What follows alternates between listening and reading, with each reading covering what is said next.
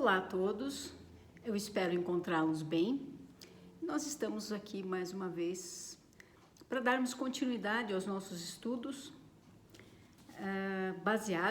embasados no Evangelho segundo o Espiritismo e no Livro dos Espíritos. Hoje falamos sobre o item 2 do capítulo 3, que é Há muitas moradas na casa do meu Pai. E o item 2 trata dos diferentes estados da alma na erraticidade. Então vamos lá por partes, né? Primeiro, o que é a erraticidade? Nós já ouvimos falar nisso, mas para aqueles que não conhecem, sabedores que somos da vida eterna, na vida que não cessa, mesmo após o desencarne, vem a seguinte pergunta: mas qual é esse momento? O que acontece depois, já no momento imediato do desencarne? Então, aqui ele nos coloca que há várias situações possíveis, plausíveis, para a erraticidade. Mas o que é, enfim? A erraticidade é aquele momento em que o espírito, após o desencarne, fica, por um tempo ainda indefinido, em análise, vamos dizer assim, numa situação de reconciliação e conciliação dos seus novos passos. Mas como assim?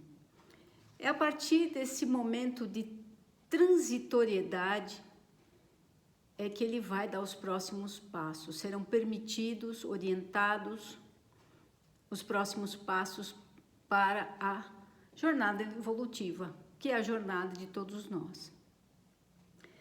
Então, a erraticidade é esse momento de transição entre uma encarnação e outra.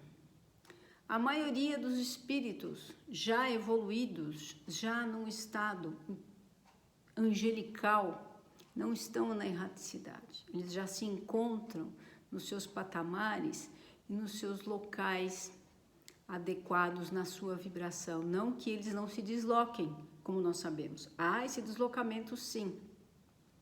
Mas a erraticidade se refere aos nossos momentos aqui, ainda nessas esferas de sucessivas reencarnações. Bem, isso posto, nós temos aqui duas situações, mas começamos assim o Evangelho. A casa do Pai é o universo. As diferentes moradas são os mundos que circulam no espaço infinito e oferecem aos espíritos encarnados moradas apropriadas ao seu adiantamento. Então, nós temos duas situações aí que são colocadas nesse estado errante. Os diversos locais, para a gente colocar de uma forma mais fácil de se entender como é nosso lar, algumas colônias, ou várias, inúmeras colônias que se encontram nessa esfera da espiritualidade. Nós estamos falando nesse lugar que nós entendemos quase que fisicamente, né? E há uma outra determinada situação, né? Aliás, antes de eu ir para essa outra situação, em relação a essas moradas, a gente entra num outro patamar também, quando se fala da vida em outros locais, em outros planetas, inclusive, que hoje a ciência, até a NASA, admite a existência, admite a visita desses seres aqui, né? Mas nós não vamos por esse caminho, nós vamos no caminho realmente que nos serve, que nos ajuda a evoluir, que é realmente neste momento o que nos interessa e do que realmente precisamos. Então, a segunda questão, vamos dizer assim, linha desse pensamento em relação à erraticidade é o estado em que esse espírito se encontra, um lugar que ele acaba criando, dependendo da sua frequência, dependendo da sua evolução, e mais do que tudo, dependendo do que ele construiu. Mas como assim? Um exemplo, vamos dizer assim, lúdico, é como se em nossa vida, na nossa caminhada, nós recebêssemos todos os dias uma peça, um item para construir a nossa morada. Nós temos um objetivo, que é construir a nossa morada. Que morada é essa? A nossa morada eterna, a nossa morada de felicidade, de ser completo, de ser feliz, de ser de luz. E nós construímos esse ser diariamente. Então, todos os dias nós recebemos alguma coisa, algum elemento para essa morada. Todos os dias da nossa vida. Cada um de nós escolhe o que fazer dele. Mas, como nós sabemos, qualquer edificação precisa de uma boa estrutura, de uma boa fundação. A fundação vem do nosso estado espiritual, das nossas qualidades que nós temos, da nossa centelha divina, que temos falado tanto aqui. Ela faz parte dessa base que constrói o nosso ser. Então, a partir do momento que eu tenho essas bases mais sólidas, firmes, eu consigo trazer e começar a minha estrutura de fato. E é assim que funciona, né? Se na minha caminhada eu tento primeiro colocar as paredes, ou seja, eu não tenho as minhas bases, lá na frente elas vão ruir, certamente. E se eu for mais adiante e eu colocar além dessas paredes, eu colocar a minha cobertura e for ainda mais, do primeiro vento a gente sabe que aquilo vai ruir. Então nós precisamos dessa fundação, nós precisamos dessa estrutura. Essa estrutura faz parte de todo o que? O nosso conhecimento intelectual, a nossa educação, a família, a nossa relação com as pessoas, vai elaborando essa morada nossa. E que ela não é única e nem, vamos dizer assim, só feita por cada um de nós, mas é nessa interação, é como se fosse um grande mutirão que Deus nos colocou para a sua obra. Um mutirão em onde nós temos que nos ajudar, trocar as experiências, e muitas vezes há aqueles dias em que nós recebemos, o dia começa, eu recebo mais um item para colocar na minha morada, eu simplesmente descarto. Jogo fora, estrago, vai para o lixo, hoje ele não me interessa, hoje eu não quero. Ou há aqueles dias em que eu recebi sementes e me pergunto, o que fazer com isso? Não é disso que eu preciso agora? E quando eu chego lá na frente, o jardim da minha morada está completamente seco. Aí sim, vamos entender para que serviu aquelas sementes. Então, a erraticidade, nesse contexto, ela seria aquele momento em que nós paramos e vamos analisar com aqueles outros que nos auxiliam do plano espiritual, que nos auxiliam nessa construção.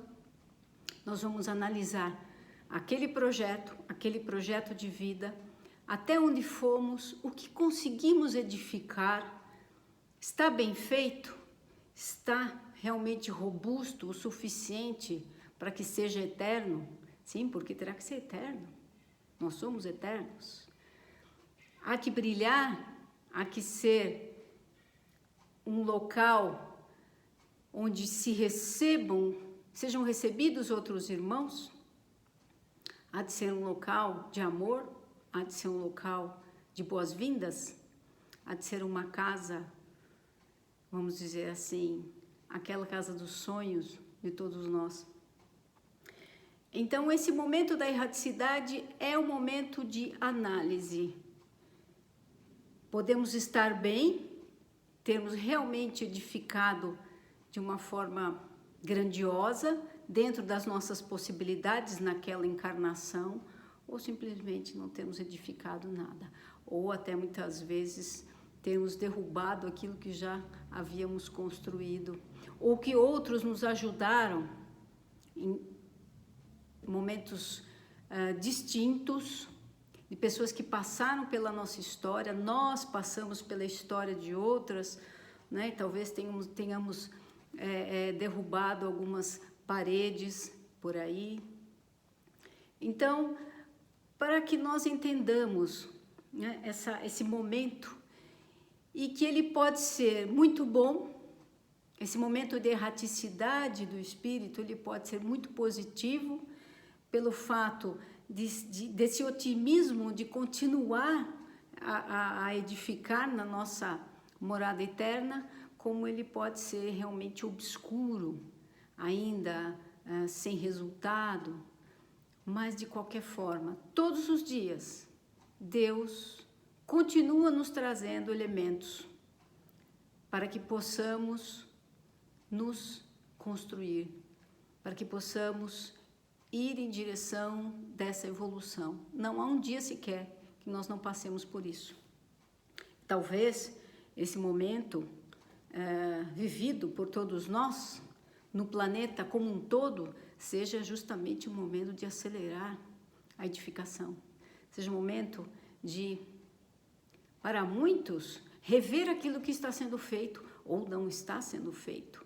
Rever as ações, rever com quem estamos de fato fazendo parcerias nesta vida para que possamos estar numa situação, numa frequência melhor.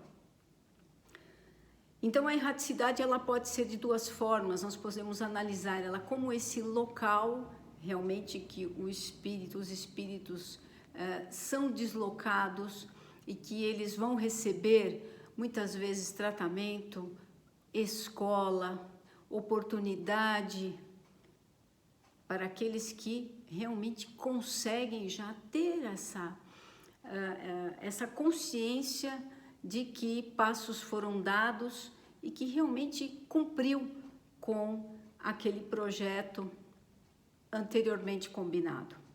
Como haverão aqueles que necessitam de imediato de um hospital, de um tempo para se recolher, e outra, quanto maior for o apego nas questões materiais, maior a necessidade desse tempo na erraticidade. Mas ele não vai ser eterno. Na verdade, Deus não nos permite que fiquemos parados dentro do seu limite, do seu tempo, que não é o nosso tempo. Não há como estacionar. Isso é uma regra divina e que nos ajuda muito, né? Porque às vezes nós estamos nos achando estacionados. E o livro dos Espíritos complementa, que ele nos pergunta aqui, se esses espíritos errantes são felizes ou infelizes, conforme já havíamos analisado. Estar na erraticidade não determina um grau de evolução e nem de felicidade ou infelicidade. Tudo depende de como estão as características desse espírito após o desencarne. Eles podem ser, eles nos respondem aqui, eles são mais ou menos felizes de acordo com os seus méritos.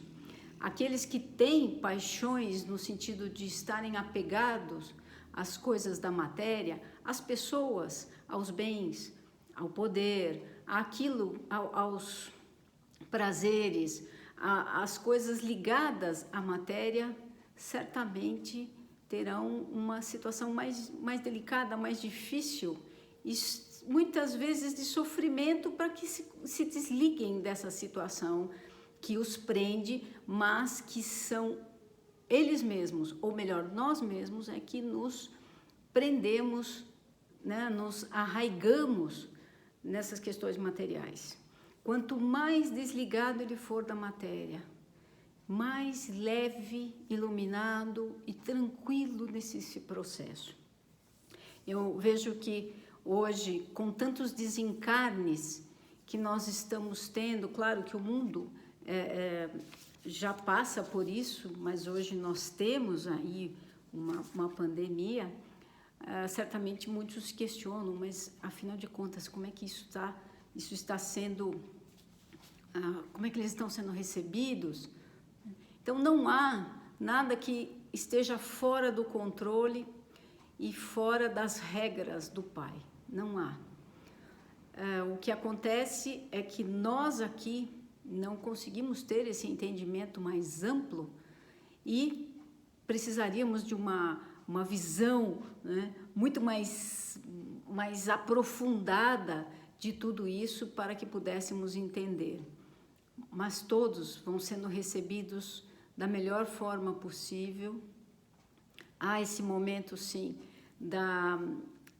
desse momento de transição que todos passam, e é um momento de purificação para todos nós, de regeneração, que faz parte do projeto da nossa edificação, da nossa morada eterna, da morada que nos reserva em luz, em perfeição, em felicidade.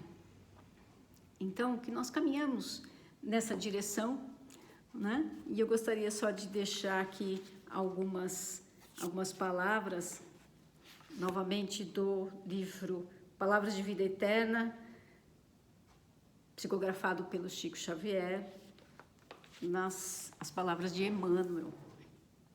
E ele nos diz, na passagem número 13, boas obras, brilhe vossa luz, disse-nos o Mestre, e muitas vezes julgamos-nos unicamente no dever de buscar as alturas mentais. E suspiramos inquietos pela dominação do cérebro. Contudo, Cristo foi claro e simples no ensinamento. Brilhe também a vossa luz diante dos homens, para que vejam as vossas boas obras e glorifiquem a vosso Pai que está nos céus. Não apenas pela cultura intelectual, não apenas pela frase correta, não só o verbo flamejante, não apenas pela interpretação eficiente das leis divinas, não somente pela prece labial, apurada e comovedora, nem só pelas palavras e pelos votos brilhantes, mas sim, com o amor estimularemos o amor, com a humildade geraremos a humildade, com a paz em nós ajudaremos a construir a paz dos outros, com a nossa paciência edificaremos a paciência alheia, com a caridade em nosso passo semearemos a caridade nos passos do próximo, com a nossa fé garantiremos a fé ao redor de nós mesmos.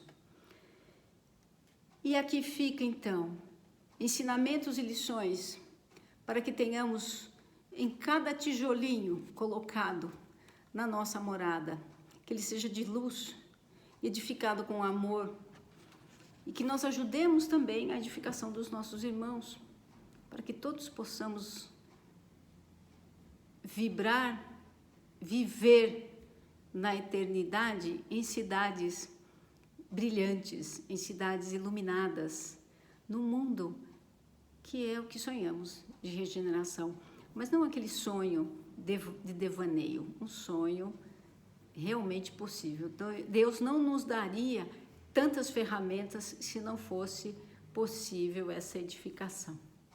Muito obrigada pela atenção. Não se esqueçam das vibrações maravilhosas do Senhor Eufrásio e continuemos com o nosso Evangelho no lar, as nossas vibrações quando sentimos a necessidade, as orações, orai e vigiai sempre. Muito obrigada, gente, e fiquem na paz do Mestre. Que assim seja.